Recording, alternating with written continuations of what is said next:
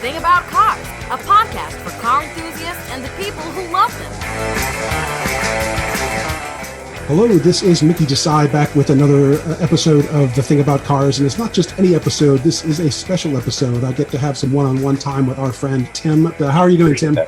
Doing great, Mickey. How are you? I'm good, thanks. The last time we talked, we kind of got into it, and I wanted to pull out the stuff that we were talking about and make it its own special episode because I think it deserves its own spotlight. And we were talking about doing things that are street legal fun with your cars, except maybe not quite street legal. You know, how do you have the maximum fun you can have with your car?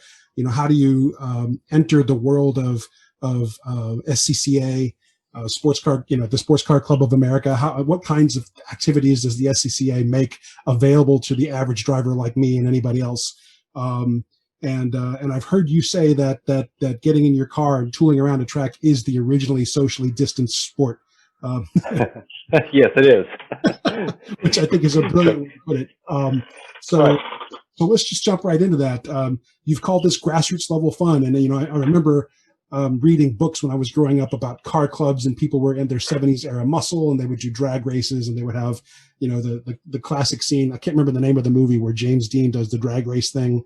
But yeah, I don't remember the name either, but yeah. But the whole world of sport, you know, car sports is much bigger than that.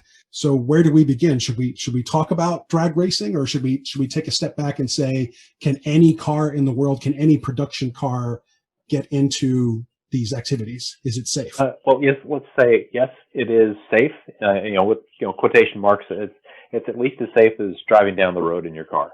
Okay. The next question people have is this going to hurt my car?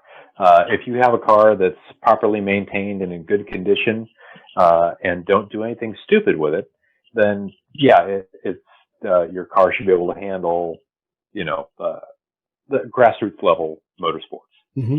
You know, your car has a tachometer. Well, a lot of them do, and as long as you don't rev the engine past that tachometer red line level, then your engine stays fine. Modern brakes and suspension cope with most things you can throw at a car these days. So as long as I don't redline it, we're still talking about a high maintenance activity. It does remove me sort of one step away from just daily driving, because if I do take my car out to the track, then I might be expending some of my parts a little more quickly. I might even require an oil change a little more quickly. Would you say that that's not true? Oh, that's definitely true. Yeah. I would say that, you're going to put wear on your vehicle probably about 25% quicker on a track event than you will just tootling down the road on the highway. Yeah. But if you enjoy putting your foot to the floor and going around a corner quickly, then you're probably already kind of up in that area. If you follow the directions on your oil change intervals for what the I guess rough service or equivalent level is, then as long as you keep up with it, your car should keep up with you. Like many things, the hobby requires at least a little bit of maintenance. So. Right. Yeah, and of course you'll go through your tires a little bit quicker, but right.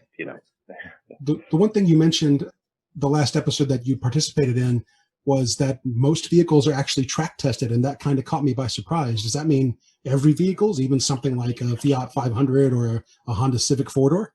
Of course, yeah. In fact, for those who follow Formula One racing, the racetrack where the Formula One race of the Grand Prix of Japan is held, that track is owned by Honda. That is their test track when they where they test their cars. To make sure that, the cooling system is robust enough, that the brakes don't give out under hard use, and that the car handles properly, that it doesn't have any bad characteristics. And every major manufacturer has their own test track. I know the big three U.S. makers have theirs up in the Michigan. In fact, I've actually driven on one of the test tracks in Arizona that at the time was owned by Nissan, and I don't remember who owns it now, but and they actually, there's multiple car manufacturers that share time at that facility in Arizona. So yes, your car has, or at least its brethren have already been out to a test track, and to make sure that they can handle most of the things you can throw at it. Right. So once we've established, now that we've established that production cars, regular, good old fashioned off the assembly line production cars are trackable without much in the way of modifications, what kinds of things can I get into with my purely stock car? Okay. Well, have you ever seen drag racing? Oh yeah. Okay. Well, you can actually drag race your vehicle. Most drag racing tracks have days that are open to the public. And a lot of times, like our, of course, we're here in Atlanta. The closest quarter-mile track to us is in Commerce, Atlanta Dragway. Mm-hmm. And on certain Fridays out of the month, they do a Fast Friday street legal racing event where, you take your daily driven vehicle.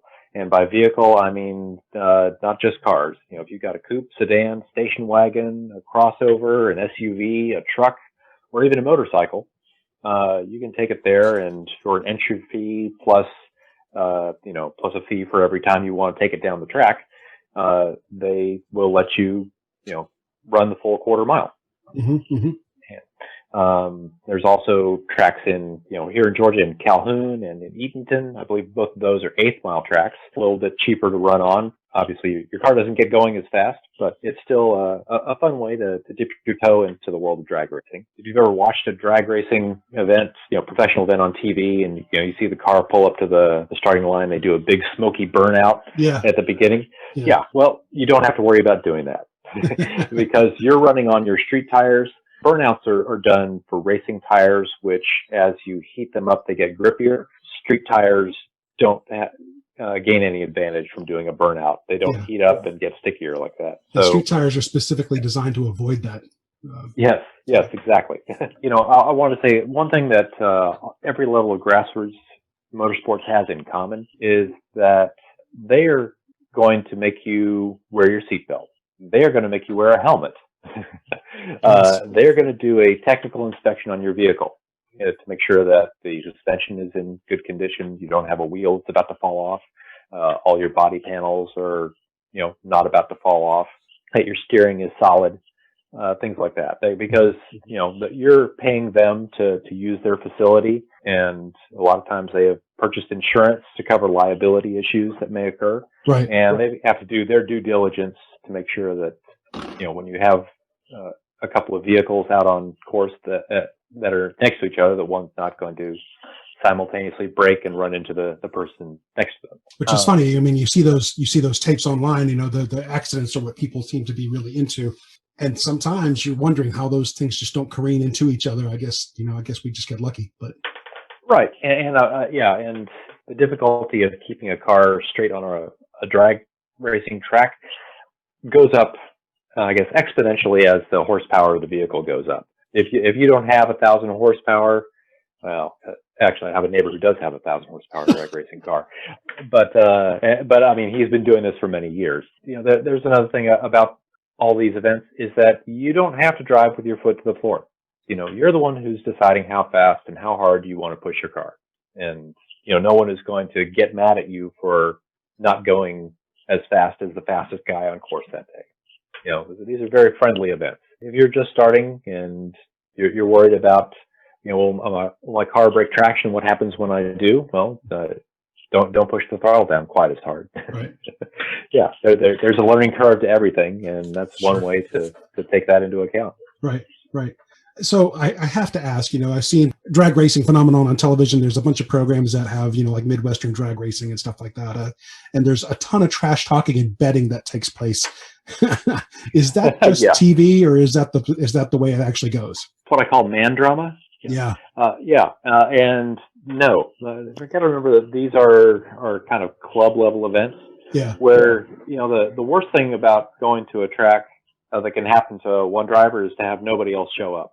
And if you show up with a bad attitude and make it not fun for everybody else to come out, Yeah. then you're quickly going to be, trying to play baseball all by yourself, which Right. doesn't work out too well. In most cases, people are going to be helping you to learn the basics of how to, play their sport, because they want to see you out there, first off being safe, and second off having fun. And of course, anything when you carry it to a professional level, then secrets start getting kept at that point. But right. At the grassroots level, people are often more than willing to lend a hand. Yeah. I think the professional level is also worth its own show in terms of the secrets, because I was sort of under the impression that at the professional level, everything is so highly regulated that there are no more secrets, but maybe that's not true. Well, every rule is subject to interpretation, Sure. depending on how well it's written, of course. There's always different ways to push rules, but for a lot of these, there may not be a whole lot of rules other than just show up with a safe vehicle. Yeah. All right. So drag racing, what comes next? What else can I do? In drag racing, of course, straight line, fast. Right. But I've heard you talk about autocrossing and rallycrossing. What's the difference? Okay. Autocrossing is driving quickly on a relatively tight course that turns both left and right. It's like the little brother of a road race course, Yep. on a big track. But this course is set up by putting traffic cones out in a parking lot. The rules for this are a little bit more restrictive on the vehicles, because since you're actually turning, you have anything with a high center of gravity. You're not going to get out there in a pickup truck or an SUV or a crossover. So anything for your sedans, coupes, sports cars is what you'll find out there. The big thing is that, you are competing for time in this event, but it's not wheel to wheel. You're not racing side by side with somebody. Each lap lasts about 1 minute, and it starts off from a dead stop, and then you cross the finish line and you're done. The way that the finish line leads you off of the track. You don't have to actually compete against anyone else. You could just compete against your own best time. Exactly. Yes. Right. But because you are it is a timed event. They set up the different classes for different vehicles. So, your small 4-cylinder cars are up against similar cars. Your 6-cylinder and G8 and have their own classes, and they're really broken up into a lot of different classes. I think for in a general stock vehicle where you basically show up with your car pretty much the way it came off the showroom floor, I think there's probably about 10 different levels involved there. And then on top of that, if you've got, some modifications to your car to make it quicker, let's say intake or an exhaust work, or if you've changed out your springs and lowered the car to make it handle better, there's, and classes that take in all those modifications as well. Yeah. In fact, you can get cars so modded. There is just what's called a mod class, which has its own sub-variants as well. But in mod classes, you'll see like old purpose-built race cars. You'll see an old Formula Ford going out there, having just probably just a little bit more fun than you are. But but really, the fun is in the driving. It's it doesn't necessarily mean matter what you're driving. If you ask any race car driver to jump in something with 4 wheels and some kind of motor, he'd say sure. All right. So autocrossing and rallycrossing sounds like the same thing, but on dirt. Pretty much, yes. And both of these events, as far as running the event, if you're going out and driving your car on it, you're also going to be working the course. And what that means is these events don't run themselves. So everyone is basically a volunteer as well as a competitor. The different parts of that include helping get the next group staged for the next run group, because they try to keep all the similar vehicles running at the same time. There's announcing, and then actually working out on course. You're not out there, let's say, in a impact area, but so they are smart about putting people out there with caution flags in hand. And the reason why they do that is that because they do send cars I would say about 20 seconds apart from each other. Okay. And if a car were happen to actually get lost on course and start going the wrong way, they will throw a yellow caution flag at you or red flag and tell you to stop where you are, and so that you don't get involved in someone else's mistake. Right. Also, if someone has knocked a cone over, first off, they lose time based on knocking the cone over. And secondly, someone's got to go out there and put that cone back in position. So, they make sure there's, people have to run and take care of that, in between cars coming through. So like I said, the cars are spaced out enough so you have time to go out and do that. And rallycrossing is basically the same thing, where instead of being out on a parking lot, you're out on, a dirt lot or a field. Yeah. And some may have a little bit of elevation change, but it's not nothing drastic. You're not going to go off on sweet jumps, but it's basically the same idea of you're learning these general skills at I would say speeds definitely under 65 miles an hour. Right. So nothing extremely outrageous. Yeah. Right. No faster than you go down the freeway. Right.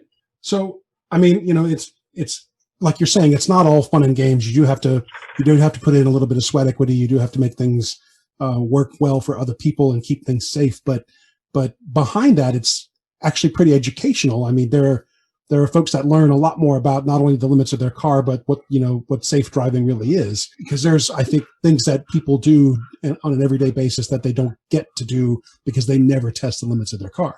Right. Yes. Well, a lot of things that you'll learn. Like the first thing is how hard you can brake in your car without either activating the ABS or, if you have an older car, locking the brakes up. And a lot of people don't know. They've never been in an environment where you don't want to go down the highway and all of a sudden slam on the brakes as hard as you can, and have people yelling at you from behind. But this is one of those things that you work up to on in driving these events is how hard can I brake? How hard can I go around a turn? What do I do when the front tires start to slide? What do I do when the rear tires start to slide? Right. What do I do if all four tires start to slide? Luckily, to help with all this, the SCCA in their season of doing autocrossing, they do a novice school one weekend, and where they take all your greenies out there who are interested but don't want to just jump in at the deep end, and you get a lot of track time and a lot of discussion with instructors of how hard you can drive your car and advice from them as to how to go through the course quicker and easier. So it's well worth it. I mean, it's not just jump in your car and put the pedal down and go extremely fast for the sake of going fast. It's a full rounded experience. Yes, definitely. All right. So the other question I have about rallycrossing is that I look at rally races and those guys have they're fully modified vehicles to handle the African desert with dunes and being airborne half the time. And surely we're not talking about the same level of rallying in that I might be able to do with my Honda. Right. Yes. And for both, for any of these events, you're talking about taking your street vehicle out there. You don't need a roll cage or, a 5 or 6 point safety harness. They keep everything, very tame. but yeah, as far as like I said, for rallycrossing, yeah, you're not getting airborne, and they run the course so that there's nothing to hit really. If you're in a parking lot, yeah, a lot of times there's light poles there, and they run the course far away from the light poles. Yeah. And if you're on a rallycross course, if there's a big boulder in that field, that course will not go in the direction of the boulder. Good. Because I would be the first person to go find it with my front bumper. Sure. So which brings me up to my next question is that, okay, you've talked about, getting involved in an official capacity to be able to go do these things with, outfits that have their own insurance, have their own safety precautions. Maybe even they bring medical help to the venue to help folks if they need it. But for me in my car, do I need to have any extra special insurance, or is there anything I need to do to cover myself in that way? Well, considering that these events are generally considered driver training events, your insurance company is not going to look poorly upon you because you're not out on the road and you're not subject to all the dangers that driving out with other people out there would entail. There is one more level of this as far as doing track days, and there is insurance available specifically for doing those. Okay, so there is specific insurance. You mean that they sell it at the track? No, you have to purchase a policy for your vehicle that actually covers you and your vehicle only while you're at the racetrack. I see. So and the most popular company that does that, I believe, is Haggerty. Yeah. Yeah, and from and their rates are very reasonable because they know that you're not doing this 365 days a year. Although if you are, I'm very jealous.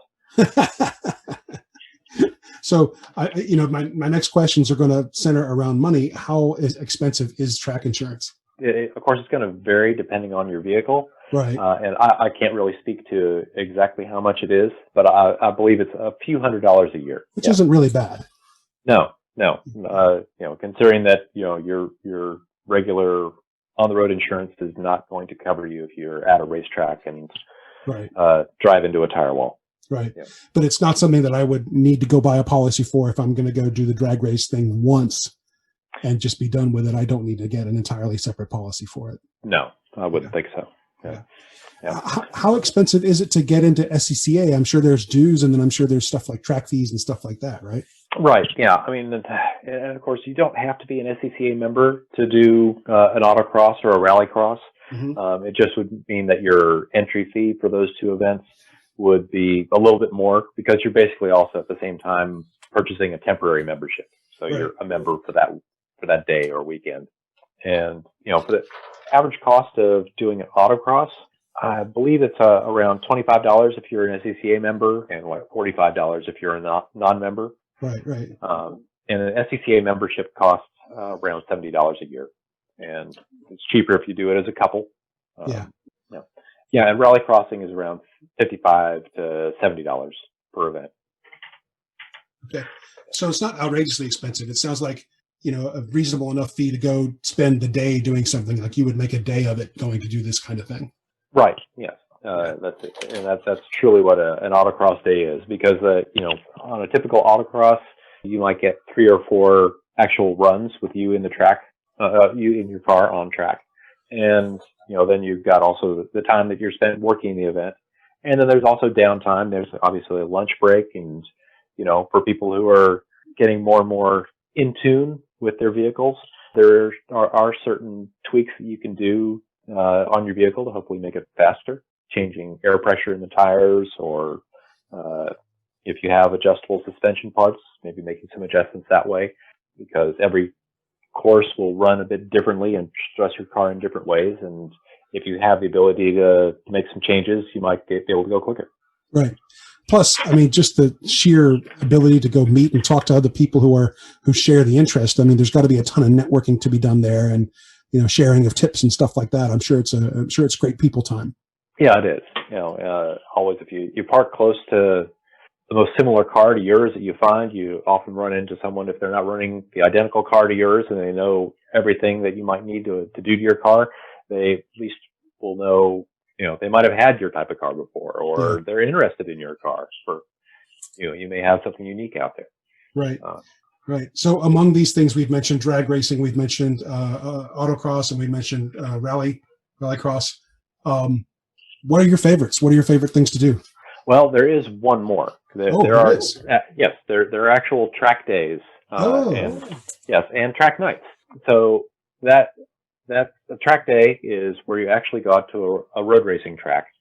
So a road race track is a track where you turn both left and right. Like if you've ever seen motorcycle races on pavement, or Formula One or Indy cars, things like that. Even NASCAR does a couple events a year on road courses. And they're generally done in about 3 different ways.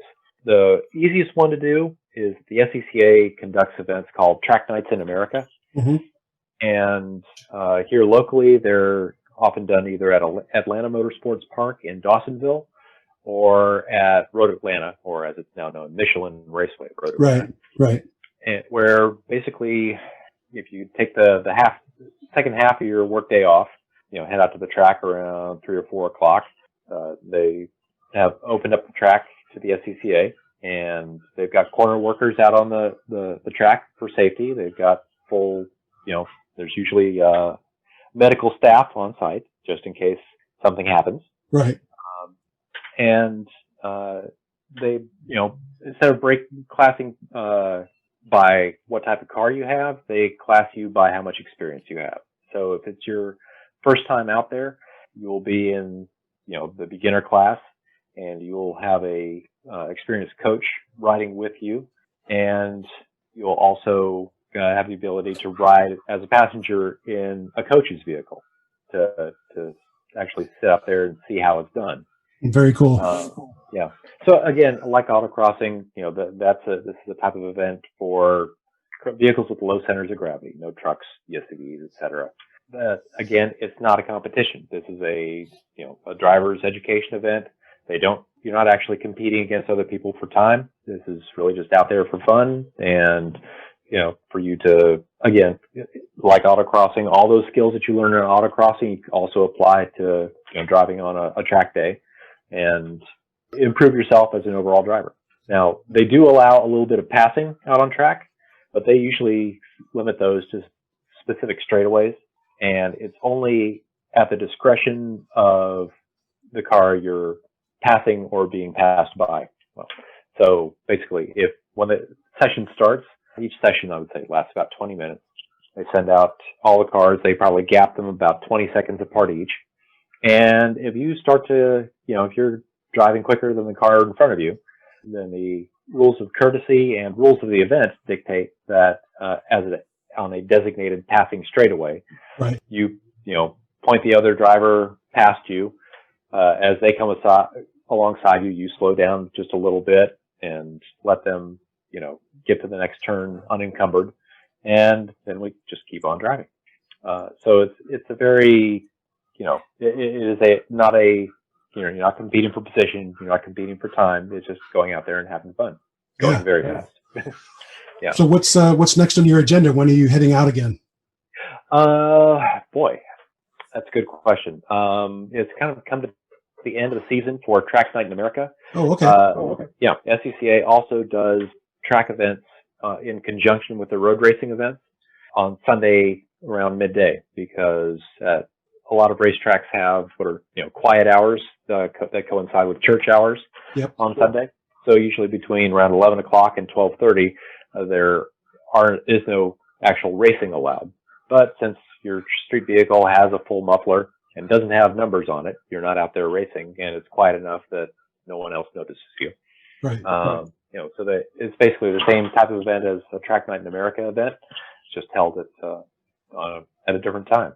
Right. So actually, I'll be at Road Atlanta for our upcoming American Road Race of Champions, which is, I believe, November 6th, 7th, and 8th. And personally, I work timing and scoring for the event. Oh, okay. I may or may not do the track day. I've got a new car that I'm still working a few bugs out of. But if I don't actually drive that event, I may be out there working a corner with a yellow flag, part of the safety team for the track day part. What car are you fine tuning? I have another. This is my fourth one that I've owned. Got a 1992 Nissan NX 2000. Sweet. So yeah. So and a lot of people get confused as to what that car actually is, because they only sold about 3,000 of them per year in the U.S. So a lot of times they get NX 2000, and they go like, "Oh, that's that really fast Acura." And I'm like, "No, it's not the NSX." Was that convertible Honda? No, that's the S 2000. Too funny. So I have to ask, why are you partial to this car? Boy. Well, because it makes a great race car. Okay. If you ever heard the term race on Sunday, sell on Monday, that's part of how I fell in love with these cars.